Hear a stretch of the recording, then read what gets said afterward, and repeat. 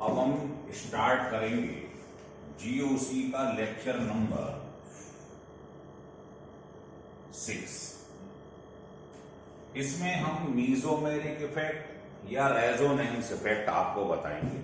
दोनों में बहुत माइनर सा डिफरेंस है, ठीक है। लेकिन ध्यान रखें, ये इतना इंपॉर्टेंट है कि इसके नाम से आपने देखा होगा कई कोचिंग खुल गई है ना। कोटा में जैसे रेजोनेंस सुन लिया होगा आपने नाम, तो हर शहर में रेजोनेंस के नाम से कोचिंग खोल दी जाती है। सोचिए कोई महत्व होगा तभी ऐसा किया गया होगा, है ना। अल्फा या बीटा गामा कोचिंग क्यों नहीं खोल दी गई? किसी साइंटिस्ट के नाम पे कोचिंग क्यों नहीं खोल दी गई? तो रेजोनेंस बहुत इंपॉर्टेंट है, और इसके एप्लीकेशन अगर आप देखेंगे कि इससे कितने न्यूमेरिकल बनती हैं, तो आप सोचते रह जाएंगे कि इतने न्यूमेरिकल एक टॉपिक से बन सकते हैं क्या। तो इसलिए हल्के में मत लेना इस टॉपिक। तो देखिए, 06 लेक्चर का नाम है। तो पिछले लेक्चर में हमने आपको पूरा डिटेल में इंडक्टिव इफेक्ट पढ़ाया था। तो सबसे पहले इसे समझने के लिए आपको कॉन्जुगेशन समझना होगा क्या है। कॉन्जुगेशन कई प्रकार का होता है। पाई पाई कॉन्जुगेशन, पाई पॉजिटिव कॉन्जुगेशन, पाई नेगेटिव कॉन्जुगेशन, पाई लोन पेयर कॉन्जुगेशन और पाई ऑड इलेक्ट्रॉन कॉन्जुगेशन। इसका मतलब क्या है? देखो, जैसे ये लिखा है आपके पास, एग्जाम्पल से सब चीज समझ में आएगी। आप ये लिखा है तो आप जानते हैं डबल बॉन्ड में होता है सिग्मा और पाई, सिंगल में सिग्मा फिर पाई फिर सिग्मा फिर पाई। तो अगर आपको ऑल्टरनेट पोजीशन पर पाई मिल जाए, ऑल्टरनेट एक एक पोजीशन छोड़कर, तो इनको कहते हैं कॉन्जुगेट पोजीशन। तो आप कहोगे इस स्ट्रक्चर में 3 कॉन्जुगेट पोजीशन है। कॉन्जुगेट मतलब एक पोजीशन छोड़कर एक, ठीक है। तो आप कहेंगे पाई फिर एक पोजीशन छोड़ दो, फिर तो पाई है ही, फिर पाई, फिर एक पोजीशन छोड़ दिया आपने, फिर पाई। तो ऑल्टरनेट पोजीशन पर पाई आ रहे हैं, इसको बोलते हैं पाई पाई कॉन्जुगेशन। और अगर ऐसा हो जाए कि मान लीजिए आपके पास ये लिखा हुआ है, तो यहां क्या है? पाई। मतलब कॉन्जुगेशन के लिए पाई का होना जरूरी है। देखो, पाई शब्द के अंदर कॉमन है। पाई मतलब होता है डबल या ट्रिपल बॉन्ड, सिंगल बॉन्ड में तो होता नहीं है पाई। तो पाई फिर सिंगल में आ गया सिग्मा फिर पॉजिटिव। तो पाई और पॉजिटिव क्या है? ऑल्टरनेट पोजीशन पर है, लगातार नहीं। तो ऑल्टरनेट पोजीशन को कॉन्जुगेशन बोलते हैं। तो आप कहेंगे इसकी 2 कॉन्जुगेट पोजीशन, जिसे कहते हैं पाई पॉजिटिव कॉन्जुगेशन। सिमिलरली अगर मान लो ऐसे लिखा हो, तो इसे बोलेंगे पाई नेगेटिव कॉन्जुगेशन। फिर है पाई लोन पेयर। मान लो आपके पास ऐसे लिखा है। अब चाहे एक लोन पेयर हो, 2 हो, उससे कोई लेना देना नहीं। हम उसमें से एक ही पोजीशन कॉन्जुगेट के लिए कंसीडर करते हैं। जैसे मान लो आपके पास ये लिखा हुआ, अब इस पे 2 लोन पेयर है, लेकिन आप इसमें एक ही कॉन्जुगेट पोजीशन मानेंगे, पाई फिर देखो सिग्मा आ गया, तो इसे बोलेंगे पाई लोन पेयर कॉन्जुगेशन। पाई और लोन पेयर ऑल्टरनेट पोजीशन पर है, तो आप कहेंगे इसकी 2 कॉन्जुगेट पोजीशन। इससे कोई मतलब नहीं है 2 लोन पेयर है, 3 है, हम एक को ही कंसीडर करते हैं। फिर है पाई ऑड इलेक्ट्रॉन। एक इलेक्ट्रॉन लगा रहे हैं, उसे कहते हैं ऑड इलेक्ट्रॉन। तो यहां पाई है फिर सिग्मा, तो पाई और ऑड इलेक्ट्रॉन ऑल्टरनेट पोजीशन पर है, इसको कहते हैं पाई ऑड इलेक्ट्रॉन कॉन्जुगेशन। तो आप ये पढ़ेंगे, फायदा इसका क्या है? क्योंकि जो ये कॉन्जुगेशन शो करता है वही रेजोनेंस शो करता है। ये कंडीशन ध्यान रखना। रेजोनेंस के लिए या मीजोमेरिक इफेक्ट के लिए कॉन्जुगेशन होना बहुत जरूरी है। इसका मतलब पाई बॉन्ड का होना बहुत जरूरी है। सिंगल बॉन्ड में कभी भी रेजोनेंस नहीं दिखाई देगा। और ये ध्यान रखें, नंबर ऑफ कॉन्जुगेट पोजीशन, जितनी कॉन्जुगेट पोजीशन होंगी आप पढ़ोगे, उतने ही रेजोनेटिंग स्ट्रक्चर बनेंगे। ये फंडा ध्यान रखिए। जैसे आपसे कोई पूछे ये लिखा है, बताइए इसकी कितनी कॉन्जुगेट पोजीशन है, 2, तो इसके 2 रेजोनेटिंग बनेंगे। इसकी 2 कॉन्जुगेट पोजीशन है तो 2 रेजोनेटिंग बनेंगे। अब जैसे मैं आपके पास मान लो, लेकिन ये बता दूं नोट करके कि ये जो फंडा आपने लिखा है, ये rule is not applicable in, किसमें नहीं लगता है, बेंजीन में नहीं लगता है, फ्यूज्ड रिंग में नहीं लगता है, जैसे नेफ्थेलीन में नहीं लगेगा, एंथ्रासीन में नहीं लगेगा, इनमें नहीं लगता। नेफ्थेलीन तो जानते हैं हम 2 रिंग होती हैं, इन्हें फ्यूज्ड रिंग कहा जाता है। एंथ्रासीन में 3 रिंग होती हैं।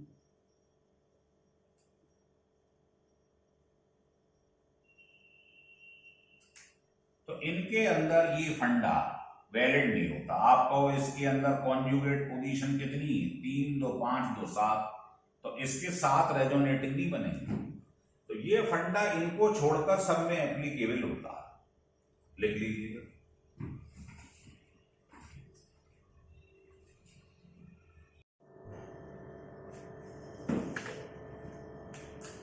हाँ, तो इसके आगे देखिए, वो कह रहा है if any conjugate position has more than 1 pi bond और लोन पेयर, तो अगर किसी कॉन्जुगेट पोजीशन पर एक से ज्यादा पाई बॉन्ड है या लोन पेयर है, तो हम केवल उसमें से एक पाई बॉन्ड या लोन पेयर को ही कॉन्जुगेशन में लेते हैं। जैसे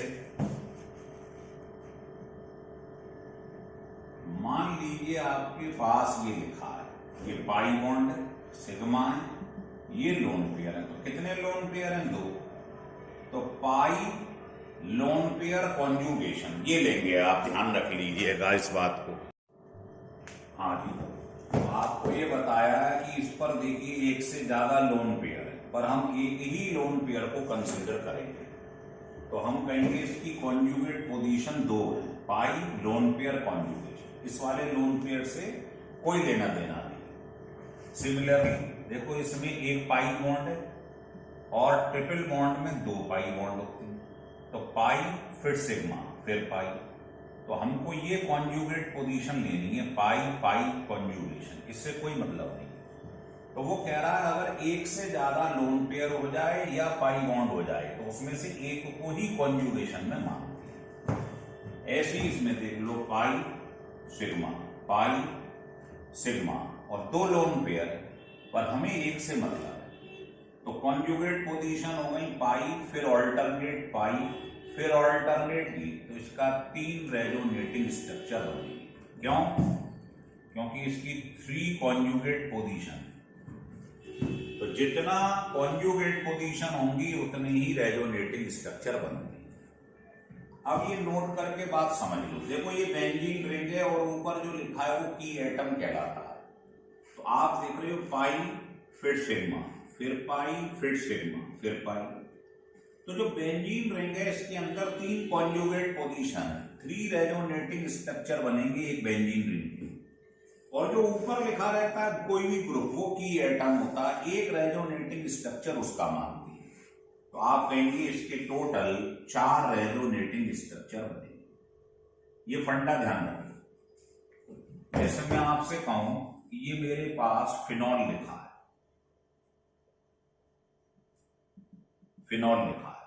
तो आप कहोगे 3 रेजोनेटिंग तो इसके ही हो गए, 3 कॉन्जुगेट पोजीशन, पाई ऑल्टरनेट पे पाई ऑल्टरनेट पे पाई, और फिर ऑल्टरनेट पे क्या है, लोन पेयर। तो 3 तो हो गए बेंजीन रिंग की रेजोनेटिंग, 1 हो गया की एटम का, तो इसके 4 रेजोनेटिंग स्ट्रक्चर बने। अगर आप रेजोनेटिंग स्ट्रक्चर का नंबर सीख गए बनाना, तो बहुत सारे उसके एप्लीकेशंस हैं, वो मैं बताता हूं, इसको लिख लो पहले।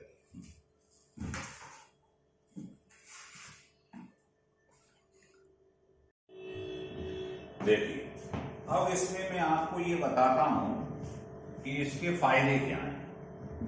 तो फंडा ये है, एप्लीकेशन लिख लो आप।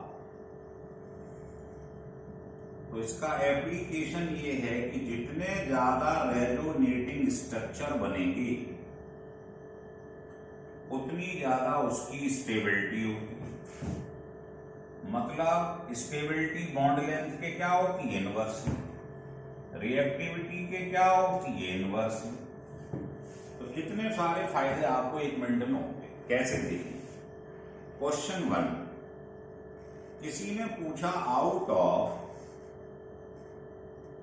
क्लोरोसाइक्लोहेक्सीन एंड क्लोरोबेंजीन, इसमें बताइए किसकी बॉन्ड लेंथ ज्यादा है। The order of bond length. तो बताइए इसके कितने रेजोनेटिंग बनेंगे, 3 बेंजीन रिंग के, 1 की एटम का, 4 रेजोनेटिंग। इसमें कहीं पाई बॉन्ड है, डबल बॉन्ड है, नहीं। तो कॉन्जुगेशन जब तक नहीं होता रेजोनेंस होता ही नहीं, तो इसका कोई रेजोनेटिंग नहीं बनेगा। तो ध्यान रखो, बॉन्ड लेंथ रेजोनेटिंग के इनवर्सली प्रोपोर्शनल है। तो इसके नहीं बन रहे हैं, इसका मतलब इसकी बॉन्ड लेंथ ज्यादा है। अगर स्टेबिलिटी पूछ लेता तो उल्टा हो जाता। और देखिए इसके ऊपर और भी क्वेश्चन हम बताएंगे आगे। देखिए क्वेश्चन ये है कि हमारे पास ये लिखा हुआ है इस तरीके से,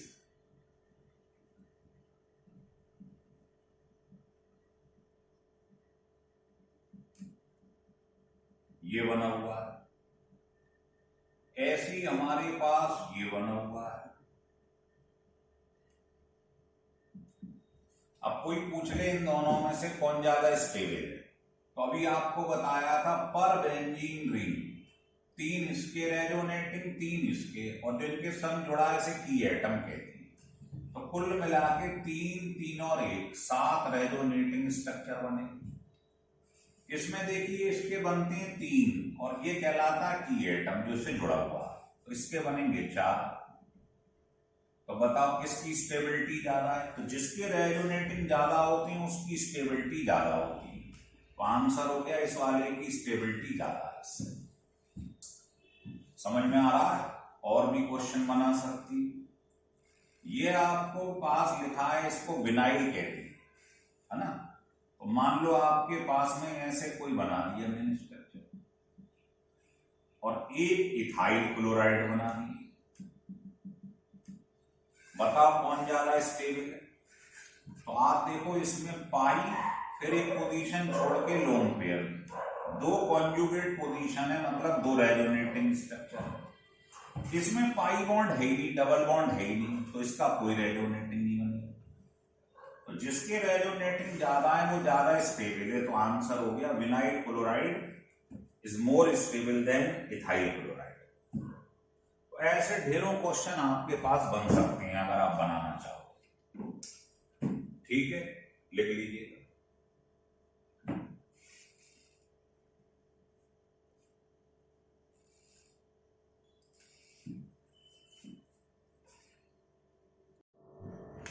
अब आपको मीजोमेरिक इफेक्ट या रेजोनेंस इफेक्ट स्ट्रक्चर कैसे बनाते हैं ये समझाते हैं, और इन दोनों में डिफरेंस क्या है ये समझाते हैं। देखिए मान लो ये कंपाउंड लिखा है, तो इसमें पाई, फिर ऑल्टरनेट पे पाई, फिर ऑल्टरनेट पे लोन पेयर, इसका मतलब कॉन्जुगेशन हो रहा है। तो ये रेजोनेंस शो करेगा। तो क्या होगा अगर इस पे लोन पेयर है और ये सिंगल बॉन्ड से अटैच है, तो ये अपना लोन पेयर इसको दे देगा। समझे बात को। तो ध्यान रखो, अगर लोन पेयर वाली चीज सिंगल बॉन्ड से अटैच है तो ये लोन पेयर क्या करता है, अपना अंदर की साइड में दे देता है। तो ये वाला जो आपको पाई बॉन्ड दिखाई दे रहे हैं, डबल बॉन्ड, ये इस तरीके से शिफ्ट हो जाता है एक ही डायरेक्शन में। आप इसका दूसरा रेजोनेटिंग स्ट्रक्चर बनाएंगे तो कैसे बनाएंगे ये देखिए। इसने अपना लोन पेयर इधर दे दिया, तो यहां क्या आ गया बताइए, डबल बॉन्ड। तो यहां इलेक्ट्रॉन की कमी होगी।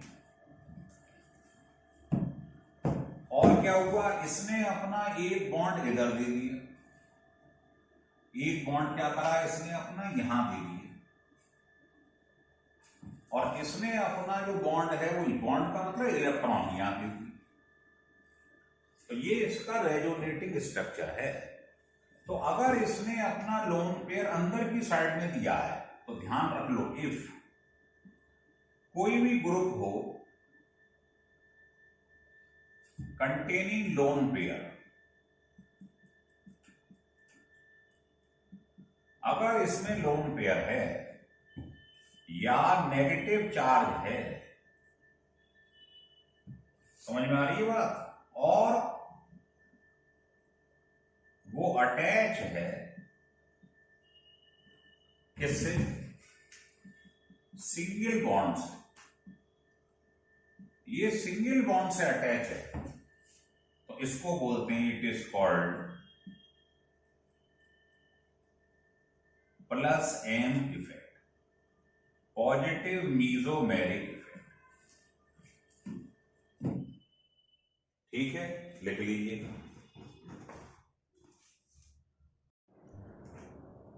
तो इसको कहते हैं प्लस एम इफेक्ट। और अगर ऐसा हो जाए, मान लीजिएगा कि आपके पास ऐसे लिखा हुआ है,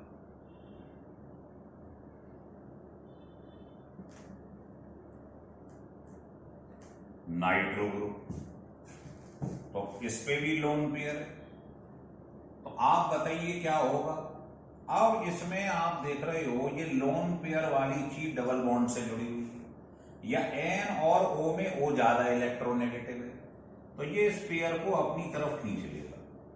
मतलब ये जो है इस तरफ खींचेगा, ये इसको यहां खींचेगा, इसको यहां खींचेगा, तो मतलब इस तरफ चल पड़ेंगे ये सब पाई बॉन्ड, इनका माइग्रेशन होगा। तो आप देखोगे इसका दूसरा जो स्ट्रक्चर बनेगा, जिसको हम क्या कहते हैं, रेजोनेटिंग स्ट्रक्चर।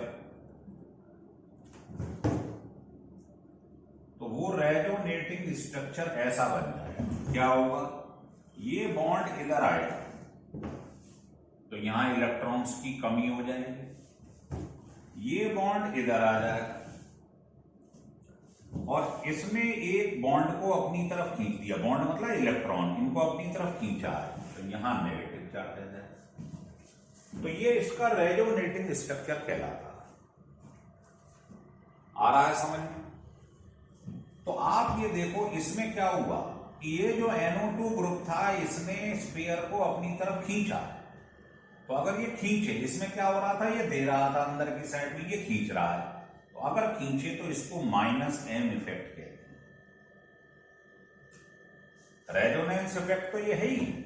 देखो रेजोनेंस में और मीजोमेरिक में इतना सा डिफरेंस है कि अगर मैं आपसे ये कहूं कि ये लिखा है मेरे पास, तो इसमें आप देख रहे हो पाई और पाई में कॉन्जुगेशन है, अल्टरनेट पोजीशन, लेकिन इसमें कोई ग्रुप है OH NO2, कोई फंक्शनल ग्रुप है नहीं, तो कॉन्जुगेशन है लेकिन फंक्शनल ग्रुप नहीं, इसमें रेजोनेंस इफेक्ट होगा, मीजोमेरिक इफेक्ट नहीं होगा। मीजोमेरिक के लिए इस कार्बन चेन के संग कोई फंक्शनल ग्रुप का जुड़ा होना जरूरी है, ये ध्यान रखना।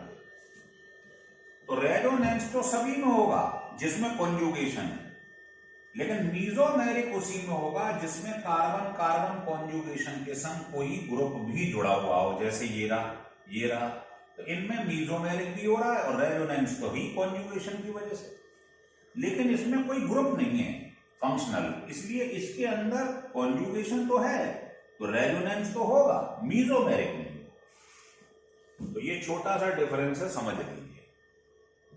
ठीक है, तो आपको समझ में आ गया।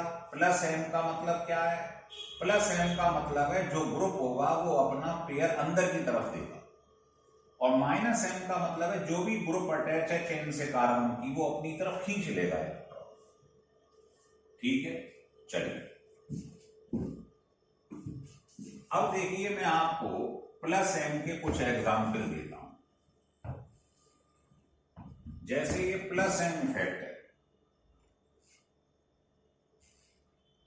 इसके आपने क्या करे, कुछ एग्जाम्पल लीजिए।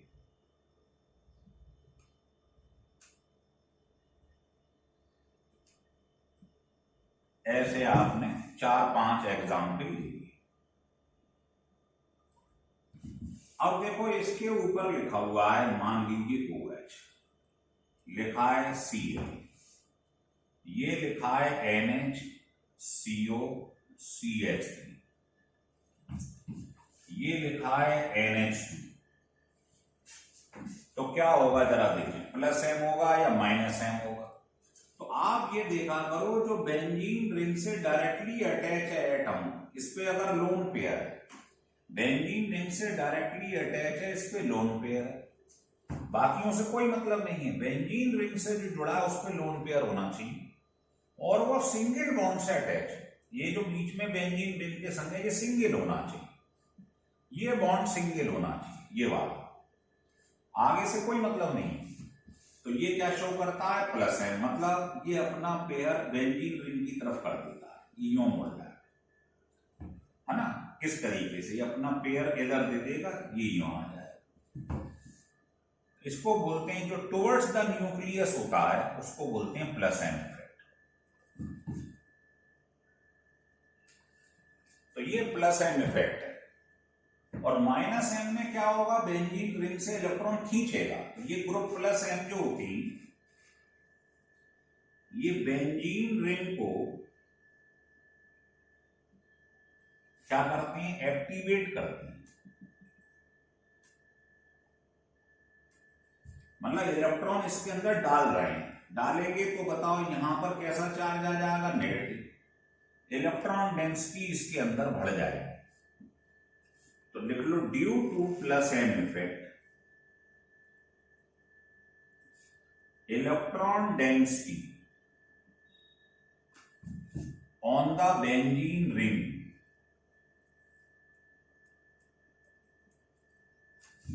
इंक्रीजेस। मतलब जब ये इलेक्ट्रॉन अंदर डालेंगे तो यहां पर क्या होगा, इलेक्ट्रॉन मतलब नेगेटिव चार्ज छा जाएगा। तो अगर आप किसी कोई इलेक्ट्रोफिलिक सब्स्टिट्यूशन कराना चाहें, किसी इलेक्ट्रोफाइल का रिएक्शन कराएं पॉजिटिव का, तो ये तुरंत कर जाएगा। देयरफॉर इलेक्ट्रोफिलिक सब्स्टिट्यूशन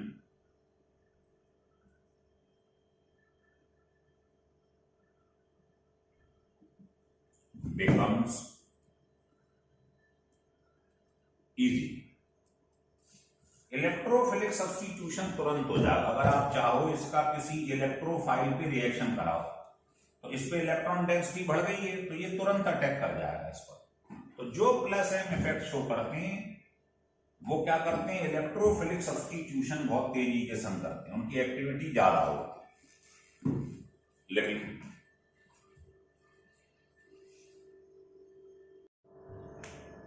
अब आपको जो +M इफेक्ट सिखाया है हमने,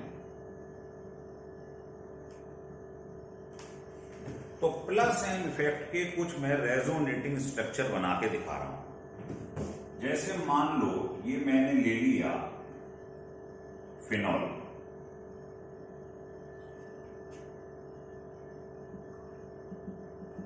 अब इसका मुझे +M इफेक्ट तो मालूम है भाई, कैसे शो कर रहा है कि electron towards the benzene nucleus, लेकिन इसके रेजोनेटिंग स्ट्रक्चर बनाने, इनके बीच में लगाया जाता है डबल हेडेड एरो। तो इसको जल्दी बनाने का तरीका ये है कि पहले आप ऐसे बना लीजिए,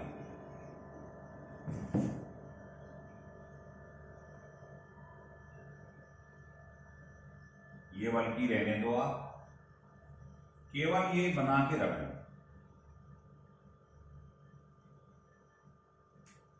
ये बना के रख लो।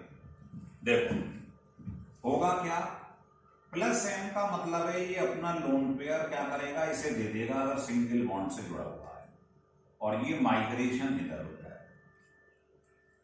तो क्या होगा, यहां आ जाएगा डबल बॉन्ड, यहां इलेक्ट्रॉन्स की कमी हो जाएगी, और ये बॉन्ड इधर आ जाएगा। मतलब बॉन्ड का मतलब इलेक्ट्रॉन, इलेक्ट्रॉन का मतलब बॉन्ड, और बॉन्ड का मतलब इलेक्ट्रॉन, और ये दोनों एज इट इज, इनको तो आप छू नहीं रहे।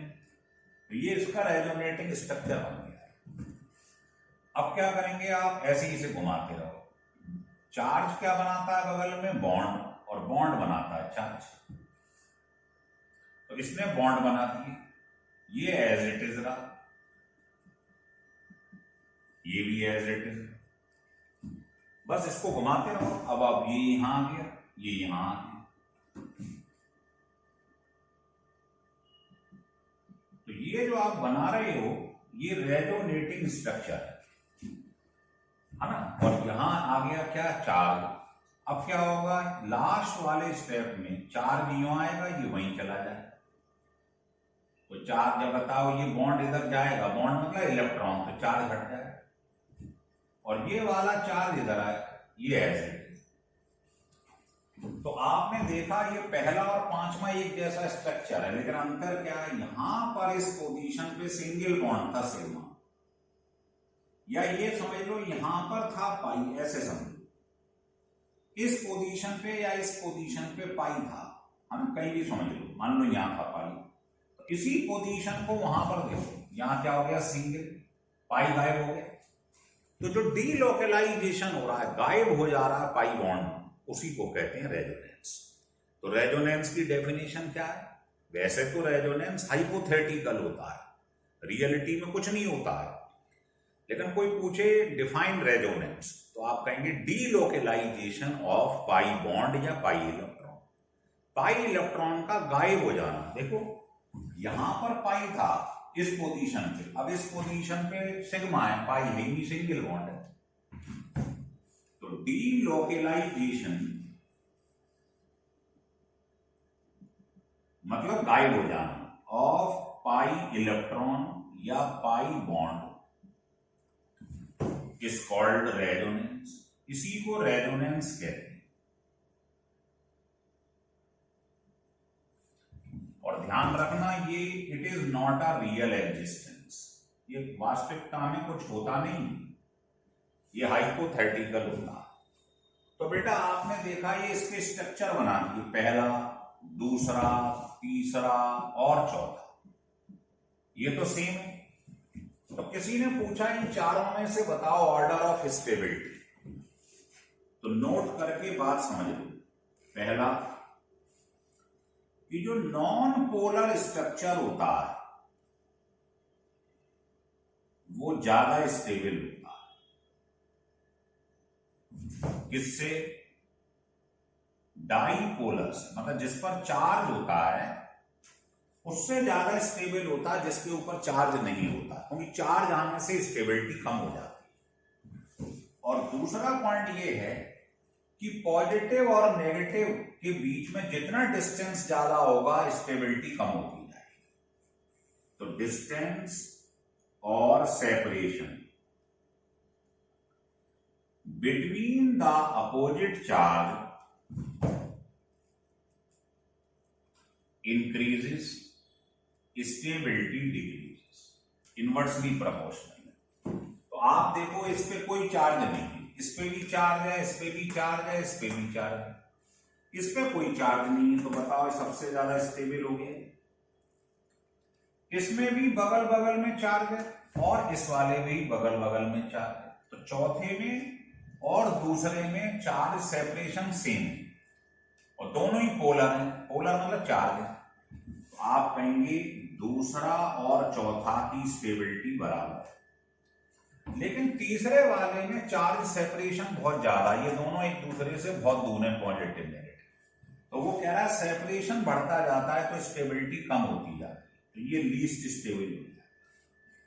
तो इससे आप ऑर्डर ऑफ स्टेबिलिटी भी बता सकते हैं, बना दीजिए। तो ये रेजोनेटिंग स्ट्रक्चर है, पेपर में आ जाए फिनॉल के बनाइए तो बना दीजिए, और प्लस एम इफेक्ट तो ये शो ही कर रहा है। अब आप ढंग से देखो इसमें कि जो नेगेटिव चार्ज आया वो कहां कहां आया, ये पोजीशन बगल में क्या कहलाती है, ऑर्थो।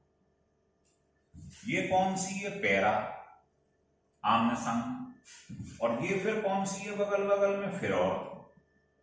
तो बताओ मेटा पोजीशन ये वाली थी, इस पे कुछ हुआ नहीं हुआ। तो ध्यान रख लो, मीजोमेरिक इफेक्ट केवल इफेक्ट डालता है ऑर्थो और पैरा पोजीशन, यहां लिखो मीजोमेरिक इफेक्ट या रेजोनेंस इफेक्ट, कुछ भी बोल लो, affect only ortho and para position. Meta position पे कोई फर्क नहीं पड़ता, एप्लीकेबल ही नहीं होता है, ये ध्यान रखना। केवल ऑर्थो और पैरा पे काम करता है रेजोनेंस या मीजोमेरिक इफेक्ट। और प्लस एम में क्या होता है अभी बता दिया है मैंने आपको। ऑर्थो और पैरा पोजीशन पर इलेक्ट्रॉन डेंसिटी क्या ज्यादा है, तो जैसी कोई इलेक्ट्रोफाइल आएगा तो वो कहां अटैक करेगा, मेटा पे या ऑर्थो पैरा पे, ऑर्थो पैरा। भाई इलेक्ट्रोफाइल होता है पॉजिटिव, ये अटैक करेगा तो कहां अटैक करेगा, पॉजिटिव, यहां नेगेटिव चार्ज, तो नेगेटिव कहां है, ऑर्थो पे, पैरा पे, ऑर्थो पे।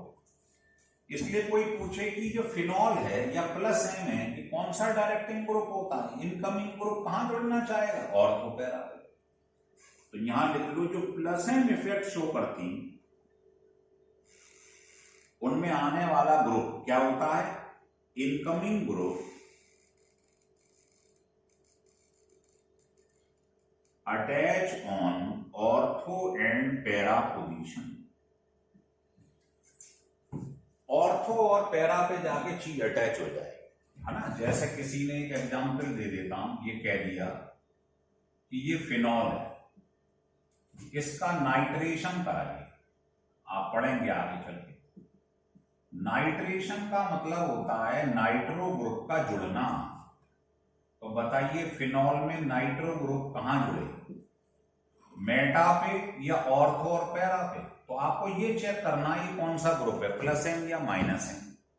तो आपको बताया है इस पे लोन पेयर और ये सिंगल बॉन्ड से अटैच हो, तो ये क्या होता है, प्लस एम। तो जिसमें चीज ऑर्थो और पैरा पे चिपकती है तो ये नाइट्रो ग्रुप आएगा वो यहां या यहां आएगा, दोनों पॉसिबिलिटी।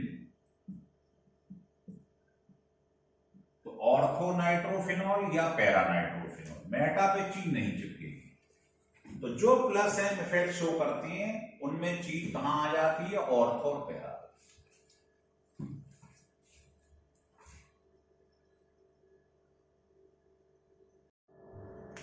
अब माइनस एम इफेक्ट देखिए। माइनस एम इफेक्ट में क्या होता है, ये जो ग्रुप लगा है बेंजीन से, ये अपने से भी ज्यादा इलेक्ट्रोनेगेटिव ग्रुप से जुड़ा हुआ हो। मान लीजिए नाइट्रोबेंजीन लिखा हुआ है, तो जो बेंजीन रिंग से ग्रुप अटैच है वो अपने से ज्यादा इलेक्ट्रोनेगेटिव एलिमेंट से जुड़ा हुआ हो, तो क्या बनाएंगे इसका, रेजोनेटिंग स्ट्रक्चर। तो अगर आपको ऐसा दिखाई दे जाए कि जो बेंजीन रिंग से अटैच है वो अपने से ज्यादा इलेक्ट्रोनेगेटिव एलिमेंट से अटैच है, तो ये इलेक्ट्रॉन पेयर को अपनी तरफ खींच लेता है, ये बाहर आ जाएगा। मतलब ये बेंजीन रिंग से इलेक्ट्रॉन खींच लेता है। तो आपको क्या दिखाई देगा, जब ये पेयर खींचेगा तो यहाँ नेगेटिव चार्ज, ये एज इट इज, और ये पाई इलेक्ट्रॉन बाहर आ जाएगा वैलेंसी सेटिस्फाई करने के लिए, क्योंकि इस पे इलेक्ट्रॉन्स की कमी हो जाएगी। तो बताओ यहां से यहां आएगा तो यहां क्या होगा, ये दोनों ऐसी रह जाएंगे, इनको थोड़ी छू रही होगा। आ रहा है समझ, बना ली। अब क्या होगा, ये यहां खींच लिया, ये यहां आ गया, तो यहां इलेक्ट्रॉन्स की कमी हो गई। अब आपको कुछ नहीं करना है, अब आप इसको कैसे चला रहे हैं बताइए, ये क्या है, clockwise anti clockwise, anti clockwise. तो बस बॉन्ड को आगे बढ़ाते रहो, ये यहां आ जाए। तो अगर बेंजीन रिंग से इलेक्ट्रॉन खींचे जा रहे हैं तो इसको माइनस एम इफेक्ट कहते हैं।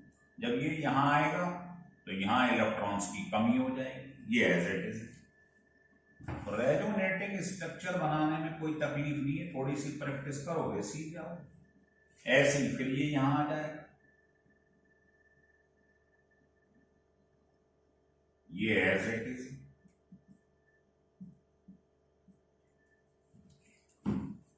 और लास्ट में ये बना लो रेजोनेटिंग, ये एज इट इज, ये एज इट इज। अब क्या होगा, ये वाला जो लोन पेयर नेगेटिव चार्ज दिखाई दे रहा है ये यूं, और ये वहीं पे आ जाएगा। तो ये आपके पास वही बन जाएगा जो आप लेके चले थे।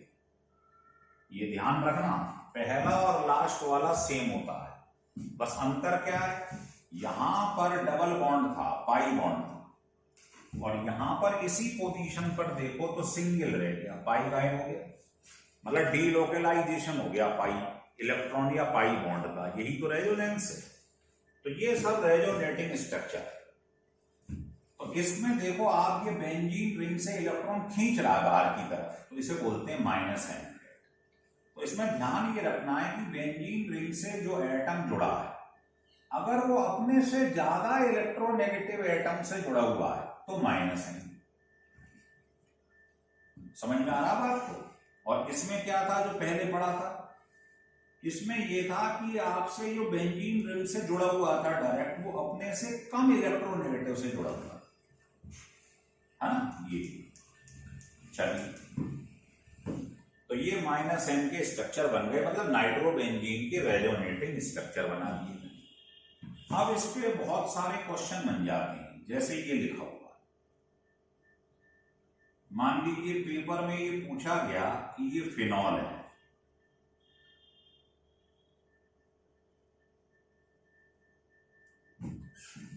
ये फिनॉल है, ये नाइट्रोबेंजीन,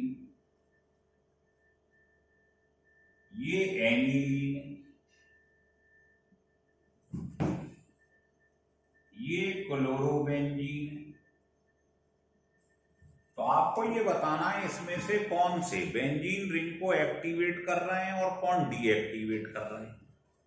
तो देखिए, इसमें ये बेंजीन रिंग से जुड़ा हुआ है, आपने देखा है डायरेक्टली, और ये अपने से कम इलेक्ट्रोनेगेटिव से जुड़ा हुआ है, मतलब प्लस एम। तो प्लस एम है तो क्या है, ये अपना लोन पेयर इधर दे देगा, इसको कहते हैं प्लस एम। लेकिन अगर मैं इसको देखूं, ये कार्बन है, ये ओ है, तो कौन ज्यादा इलेक्ट्रोनेगेटिव है, ओ। तो ये क्या करेगा, इलेक्ट्रॉन पेयर को अपनी तरफ खींच लेगा, इसको बोलते हैं माइनस आई इफेक्ट। तो माइनस आई और प्लस एन में ध्यान रखना, मीजोमेरिक जो है वो डोमिनेंट होता है इंडक्टिव इफेक्ट से। इलेक्ट्रोनेगेटिविटी का डिफरेंस देख लो, जो ज्यादा इलेक्ट्रोनेगेटिव है वो इलेक्ट्रॉन पेयर को अपनी तरफ खींचेगा, माइनस आई। समझ में आ रहा है? और प्लस एन क्यों है, क्योंकि यहां पर जो नॉन मेटल है, लोन पेयर वाली चीज है, वो अपने से कम इलेक्ट्रोनेगेटिव से अटैच है, तो ये बेंजीन रिंग को एक्टिवेट करेगी। इधर आइए, नाइट्रो ग्रुप है, अभी अभी पढ़ाया, अभी तो मिटाया भी नहीं। ये क्या शो करता है, बेंजीन रिंग से इलेक्ट्रॉन खींच रहा है, माइनस एन इफेक्ट। और बताइए इस सी में और एन में कौन ज्यादा इलेक्ट्रोनेगेटिव है, एन सी से ज्यादा है, तो ये इलेक्ट्रॉन को अपनी तरफ खींचेगा, मतलब माइनस एन। अभी मैंने बताया मीजोमेरिक और इंडक्टिव में कौन पावरफुल होता है, मीजोमेरिक, केवल एक केस को छोड़ के, हेलोजन। हेलोजन में उल्टा होता है, कैसे? ये देखो, इस पे लोन पेयर है, तो ये क्या शो करेगा, ये इलेक्ट्रॉन पेयर देगा, तो मतलब प्लस एन। और सी और सीएल में कौन ज्यादा इलेक्ट्रोनेगेटिव है, सीएल, तो ये इलेक्ट्रॉन खींचेगा, मतलब माइनस एन। तो हेलोजन के केस में उल्टा होता है, इंडक्टिव मीजोमेरिक से ज्यादा होता है, ये एक्सेप्शन है, लिख लो। बाकी जितने भी मॉलिक्यूल होंगे इसके की एटम बेंजीन रिंग से जुड़े हुए, सबके अंदर एम इफेक्ट ज्यादा होता है, हेलोजन को छोड़ के। हेलोजन कोई भी हो, फ्लोरो, क्लोरो, ब्रोमो, चाहे कोई भी। अब इसमें भी वही है, ये इलेक्ट्रॉन देगा प्लस एम, और सी और एन में एन ज्यादा इलेक्ट्रोनेगेटिव है, तो खींचेगा माइनस है। तो पहले तो ये समझ लो कि इसको छोड़ के सब में एम ज्यादा है, लिख लो।